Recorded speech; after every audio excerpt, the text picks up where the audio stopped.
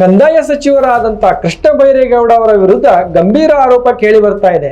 ಕೆರೆ ಹಾಗೂ ಸ್ಮಶಾನ ಭೂಮಿಯನ್ನ ಹೊಡೆದಿದ್ದಾರೆ ಅಂತ ಬಿಜೆಪಿ ನಾಯಕರು ಆರೋಪ ಮಾಡ್ತಾ ಇದ್ದಾರೆ. ಏನಿದು ವರದಿ? ಈ ನ್ಯೂಸ್ ನೋಡಿ. ಕೋಲಾರ ಜಿಲ್ಲೆಯ ಗರಡನಪಾಳ್ಯ ಗ್ರಾಮದಲ್ಲಿ ಕೆರೆ ಹಾಗೂ ಸ್ಮಶಾನ ಭೂಮಿ ದಾಖಲೆಗಳನ್ನ ತಿರುಚಿ 20 ಹೆಕ್ಟೇರ್ಗೂ ಹೆಚ್ಚು ಭೂಮಿಯನ್ನ ಕಬಳಿಸಿದ್ದಾರೆ ಅಂತ ಕಂದಾಯ ಸಚಿವ ಕೃಷ್ಣ ಬೈರೇಗೌಡರ ಮೇಲೆ ಬಿಜೆಪಿ ಗಂಭೀರ ಆರೋಪ ಮಾಡ್ತಾ ಇದೆ. ಈ ಸಂಬಂಧ ಬುಧವಾರ ಬ್ಯಾಟರಾಯನಪುರದಲ್ಲಿ ಬಿಜೆಪಿ ಕಾರ್ಯಕರ್ತರು ಪ್ರತಿಭಟನೆಯನ್ನ ನಡೆಸಿದ್ದು ಪೊಲೀಸರೊಂದಿಗೆ ಮಾತಿನ ಚಕಮಕಿಯನ್ನ ಕೂಡ ನಡೆಸಿದ್ದಾರೆ.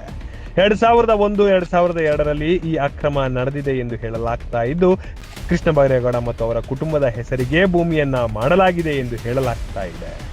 ಸುಮಾರು 100 ಕೋಟಿ ರೂಪಾಯಿ ಮೌಲ್ಯದ ಭೂಮಿಯನ್ನ ಕಬಳಿಸಲಾಗಿದೆ ಎಂದು ಆರೋಪಿಸಿ ಕೂಡಲೇ ಸಚಿವರು ರಾಜೀನಾಮೆ ನೀಡಬೇಕು ಅಂತ ಬಿಜೆಪಿಯವರು ಆಗ್ರಹಿಸ್ತಾ ಇದ್ದಾರೆ.